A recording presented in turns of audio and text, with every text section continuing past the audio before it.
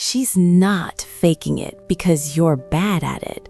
She's faking it because she gave up trying to explain what she actually needs, and you never noticed the difference. That one sentence just made half of you defensive and the other half uncomfortably quiet.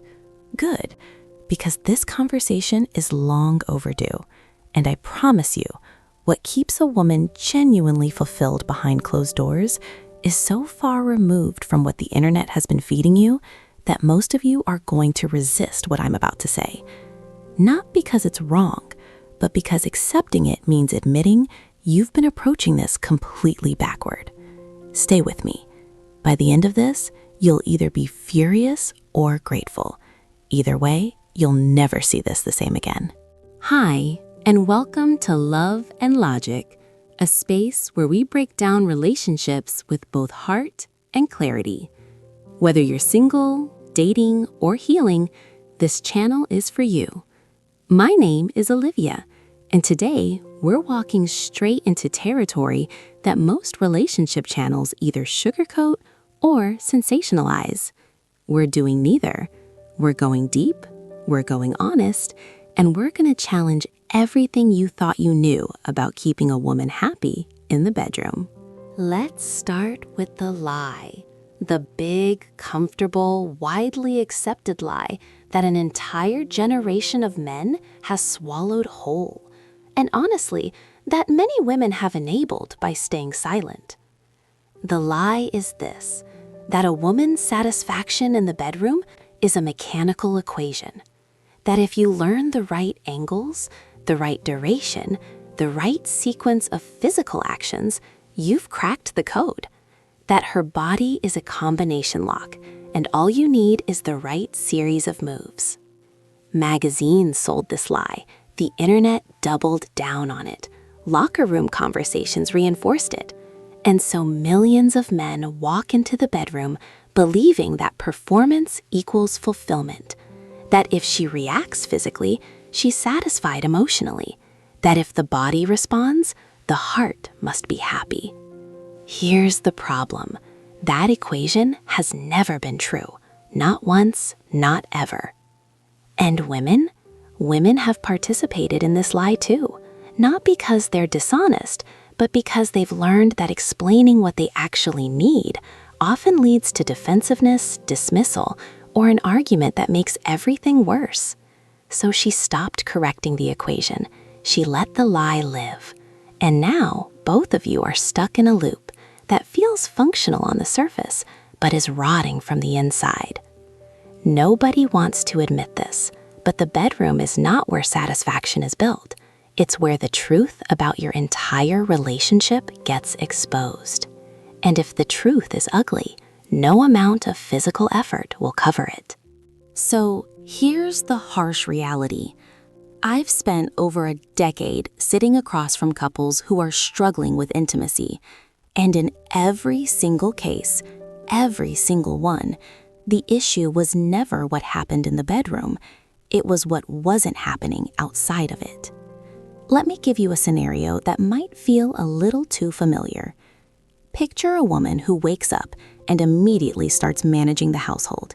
She's coordinating schedules, handling logistics, making decisions, carrying the mental load that nobody sees. Her partner moves through the morning on autopilot, minimal engagement, minimal acknowledgement, absorbed in his own world. Throughout the day, communication is transactional at best. Surface-level texts, functional exchanges, zero emotional deposits. Then night comes, and suddenly there's interest. Suddenly there's initiative. Suddenly she's supposed to switch from feeling invisible to feeling desired in the span of a light switch. And when she can't make that switch, when her body won't cooperate because her mind was neglected all day, he takes it personally. He interprets her disinterest as rejection of him, when in reality, it's a rejection of the emotional vacuum that preceded the moment. This is where most people get it completely wrong. They treat the bedroom as an isolated event. But for a woman, it's the final chapter of a story that's been writing itself all day long. And if every preceding chapter was empty, The ending can't magically be fulfilling. And here's the part that's going to trigger a lot of people. Many men measure bedroom success by their own metrics. Did it last long enough? Did she respond physically? Did certain things happen or not happen? It becomes a personal performance review, scored entirely from his perspective. But her experience is measured on a completely different scale. She's asking herself questions he doesn't even know exist. Did I feel safe? Did I feel seen? Was he actually present with me, or was he somewhere else in his head? Did this feel like connection or like a transaction? Those questions matter more than any physical technique ever could.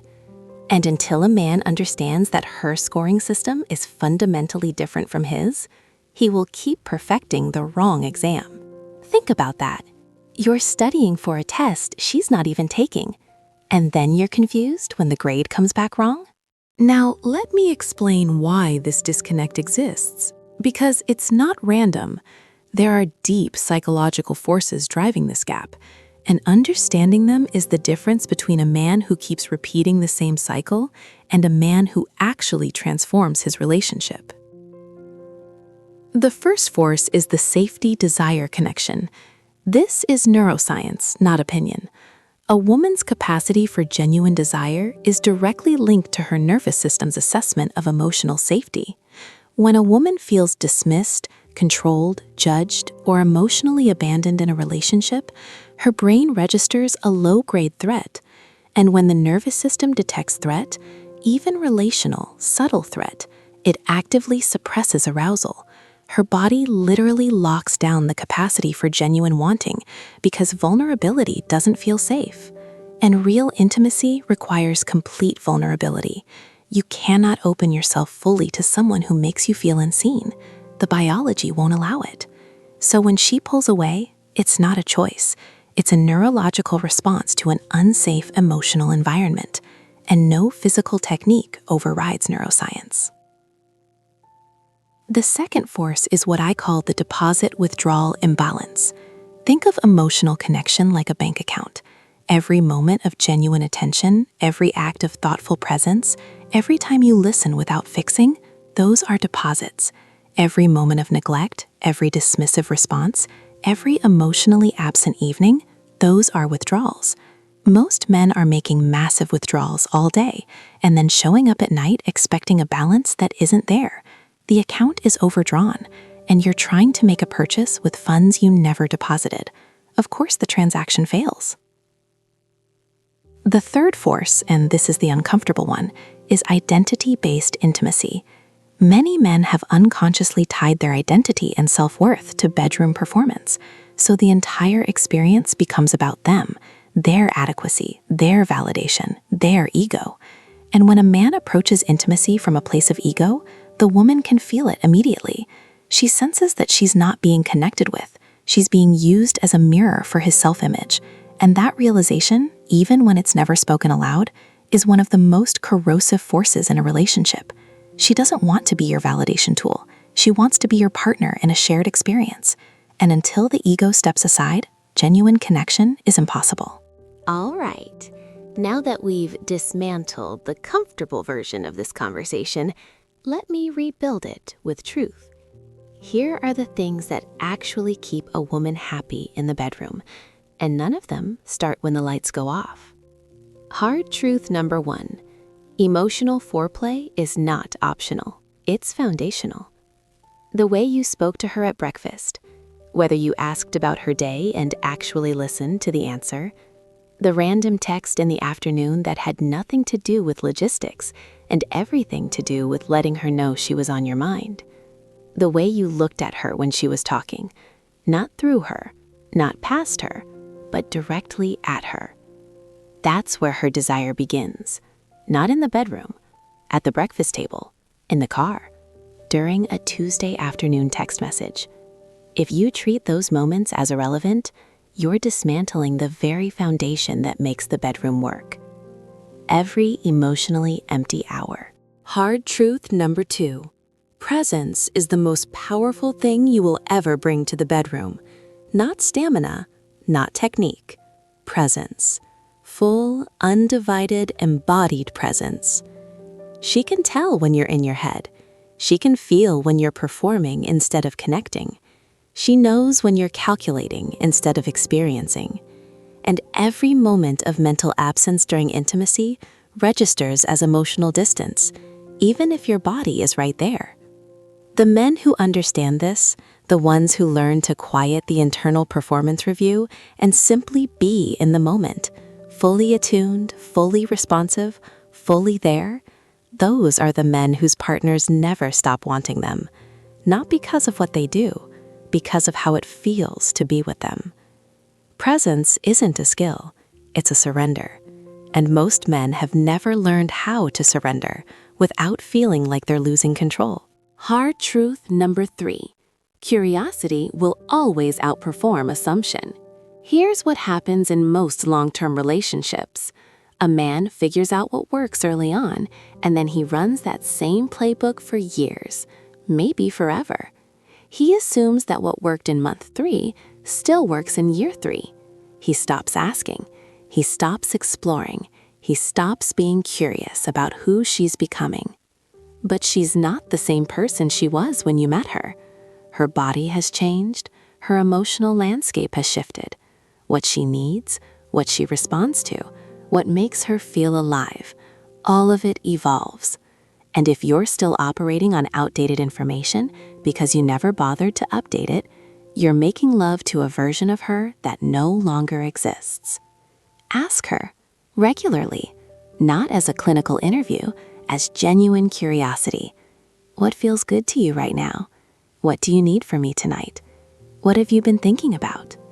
Those questions aren't signs of weakness, they're signs of intelligence, and they will unlock doors that assumption keeps permanently sealed. Hard truth number 4. Safety is the ultimate aphrodisiac. Not danger, not mystery, not the thrill of unpredictability. Safety.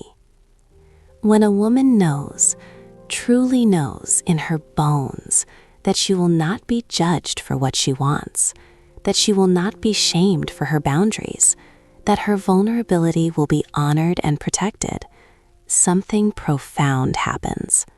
Her guard comes down, not partially, completely.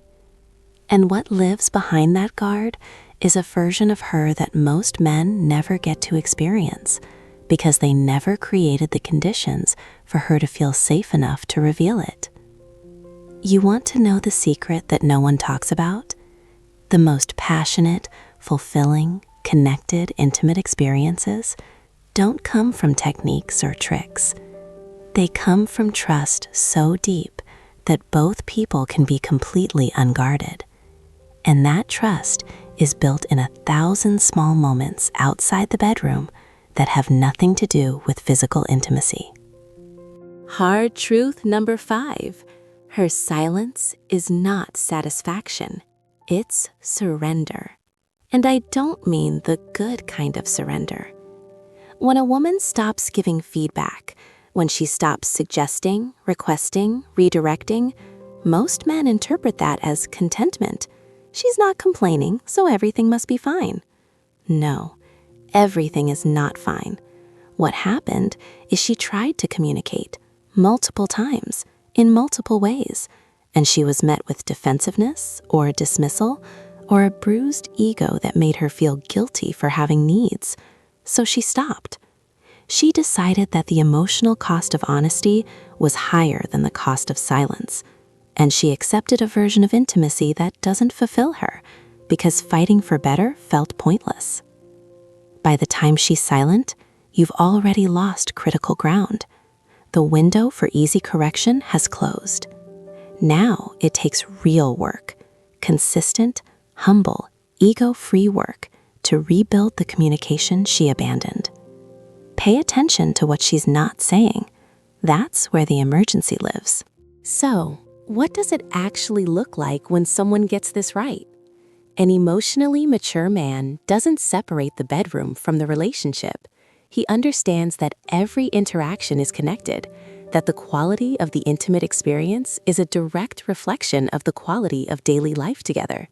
He doesn't sprint toward connection at night after sleepwalking through the day. He communicates openly about his own needs without weaponizing vulnerability. He asks for what he wants without demanding. He receives feedback without crumbling.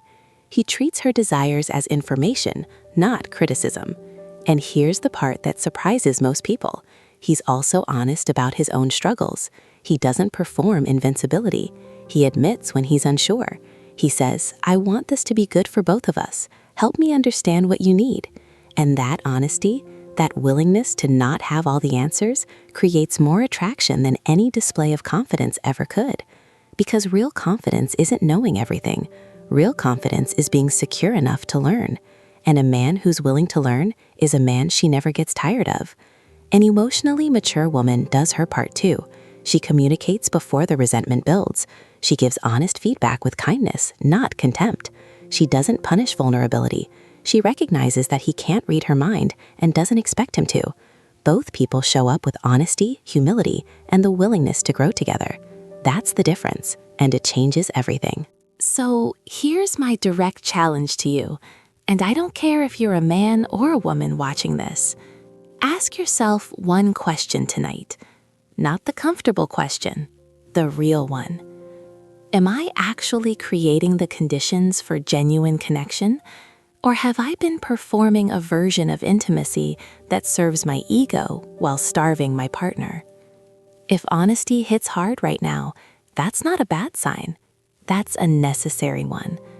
Because the only people who can't be helped are the ones who refuse to see the problem. You can start fixing this tonight. Not with a grand gesture, not with some new strategy you found online, with one honest conversation. One moment of genuine curiosity, one decision to be present instead of performing. That's where everything changes, in the smallest, most honest moment you're brave enough to create. Now, I already know this video is going to split the comments right down the middle.